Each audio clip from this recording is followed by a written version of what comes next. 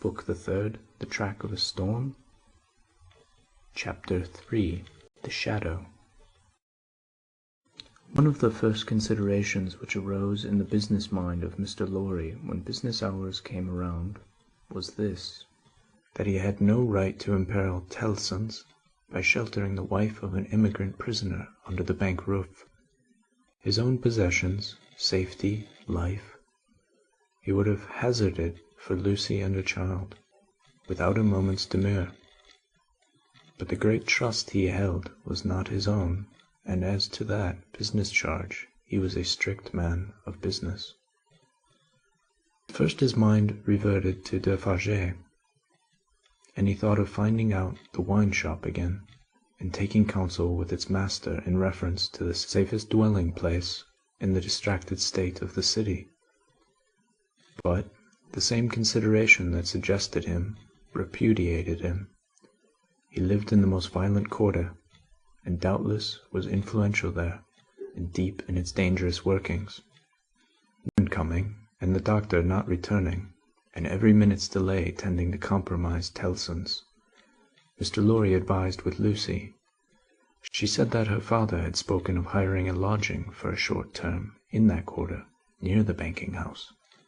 As there was no business objection to this, and as he foresaw that even if it were all well with Charles, and he were to be released, he could not hope to leave the city, Mr. Lorry went out in quest of such a lodging, and found a suitable one, high up in a removed by-street, where the closed blinds and all the other windows of a high melancholy square of buildings marked deserted homes. To this lodging he at once removed Lucy and her child and Miss Pross, giving them what comfort he could, and much more than he had himself.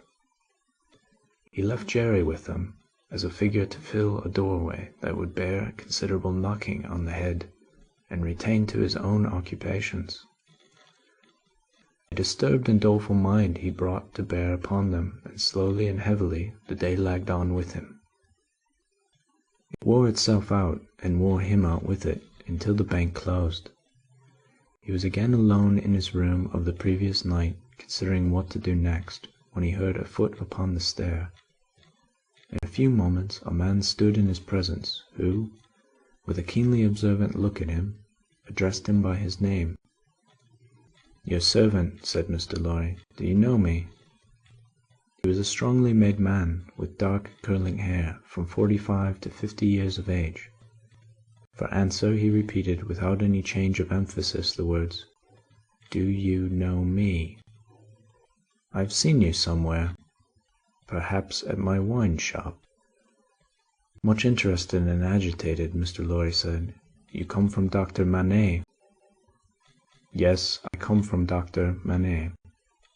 "And what says he? What does he send me?" Defarge gave into his anxious hand an open scrap of paper, bore the words in the doctor's writing. "Charles is safe, but I cannot safely leave this place yet. I've obtained the favour that the bearer has a short note from Charles to his wife. Let the bearer see his wife." It was dated from La Force, within an hour. "Will you accompany me," said Mr. Lorry, joyfully relieved after reading this note aloud, "to where his wife resides?" "Yes," returned Defarge. Scarcely noticing as yet in what a curiously reserved and mechanical way Defarge spoke, Mr. Lorry put on his hat, and they went down into the courtyard. There they found two women, one knitting. "Madame Defarge, surely," said Mr. Lorry, who had left her in exactly the same attitude some 17 years ago. "It is she," observed her husband. "Does Madame go with us?" inquired Mr. Lorry, seeing that she moved as they moved. "Yes, that she may be able to recognize the faces and know the persons. It is for their safety." Beginning to be struck by Defarge's manner, Mr. Lorry looked dubiously at him, and led the way. Both the women followed, the second woman being the Vengeance. They passed through the intervening streets as quickly as they might, ascended the staircase of the new domicile, where admitted by Jerry, and found Lucy weeping, alone. She was thrown into a transport by the tidings Mr. Lorry gave her of her husband, and clasped the hand that delivered his note, little thinking what it had been doing near him in the night, and might, but for a chance, have done to him. "Dearest, take courage. I am well, and your father has influence around me. You cannot answer this. Kiss our child for me." That was all the writing. It was so much, however, to her who received it, that she turned from Defarge to his wife and kissed one of the hands that knitted. It was a passionate, loving, thankful, womanly action, but the hand made no response, dropped cold and heavy, and took to its knitting again. There was something in its touch that gave Lucy a check. She stopped in the act of putting the note in her bosom, and, with her hands yet at her neck, looked terrified at Madame Defarge. Madame Defarge met the lifted eyebrows and forehead with a cold, impassive stare. "My dear," said Mr. Lorry, striking in to explain, "there are frequent risings in the streets, and although it is not likely they will ever trouble you, Madame Defarge wishes to see those whom she has the power to protect at such times, to the end that she may know them, that she may identify them." "I believe," said Mr. Lorry, rather halting in his reassuring words as the stony manner of all the three impressed itself upon him more and more. "I state the case, Citizen Defarge." Defarge looked gloomily at his wife, and gave no other answer than a gruff sound of acquiescence. "You had better, Lucy," said Mr. Lorry, doing all he could to propitiate by tone and manner, "have the dear child here, and our good Pross Defarge is an English lady, and knows no French." The lady in question, whose rooted conviction that she was more than a match for any foreigner was not to be shaken by distress and danger, appeared with folded arms, and observed in English to the Vengeance, whom her eyes first encountered, "Well, I am sure, Boldface, I hope you are pretty well." She also bestowed a British cough on Madame Defarge, but neither of the two took much heed of her. "Is this his child?" said Madame Defarge, stopping in her work for the first time, and pointing her knitting needle at little Lucy as if it were the finger of fate. "Yes, madame," answered Mr. Lorry. "This is our poor prisoner's darling daughter and only child." The shadow attendant on Madame Defarge and her party seemed to fall so threatening and dark on the child, that her mother instinctively kneeled on the ground beside her and held her to her breast. The shadow attendant on Madame Defarge and her party seemed then to fall, threatening and dark, on both the mother and the child. "It is enough, my husband," said Madame Defarge. "I have seen them. We may go." But the suppressed manner had enough of menace in it, not visible and presented, but indistinct and withheld, to alarm Lucy into saying, as she laid her appealing hand on Madame Defarge's dress, "You will be good to my poor husband. You will do him no harm. You will help me to see him if you can." "Your husband is not my business here," returned Madame Defarge, looking down at her with perfect composure. "It is the daughter of your father who is my business here." "For my sake, then, be merciful to my husband, for my child's sake. She will put her hands together and pray you to be merciful. We are more afraid of you than any of these others."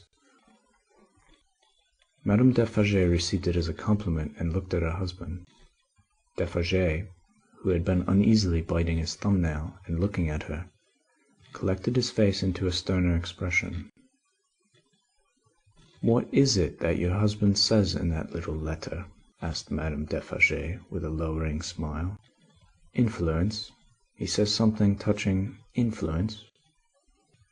"That my father," said Lucy, hurriedly taking the paper from her breast, but with her alarmed eyes on her questioner and not on it, "has much influence around him."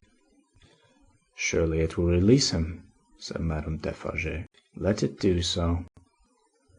As a wife and mother, cried Lucy most earnestly, I implore you to have pity on me, and not to exercise any power that you possess against my innocent husband, but to use it in his behalf.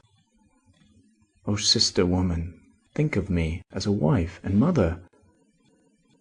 Madame Defarge looked coldly as ever at the suppliant, and said, turning to her friend, the Vengeance, the wives and mothers we have been used to see since we were as little as this child, and much less, have not been greatly considered. We have known their husbands and fathers laid in prison, and kept from them often enough. All our lives we have seen our sister women suffer, in themselves and in their children, poverty, nakedness, hunger, thirst, sickness, misery, oppression, and neglect of all kinds. We have seen nothing else, returned the Vengeance. We have borne this a long time, said Madame Defarge, turning her eyes upon Lucy. Judge you, is it likely that the trouble of one wife and mother would be much to us now? She resumed her knitting and went out. The Vengeance followed. Defarge went last, and closed the door. Courage, my dear Lucy, said Mr. Lorry as he raised her. Courage, courage. So far all goes well with us. Much, much better than it has of late gone with many poor souls. Cheer up and have a thankful heart. I am not thankless, I hope, but that dreadful woman seems to throw a shadow on me and all my hopes. Tut, tut, said Mr. Lorry. What is this despondency in the brave little breast? A shadow indeed! No substance in it, Lucy.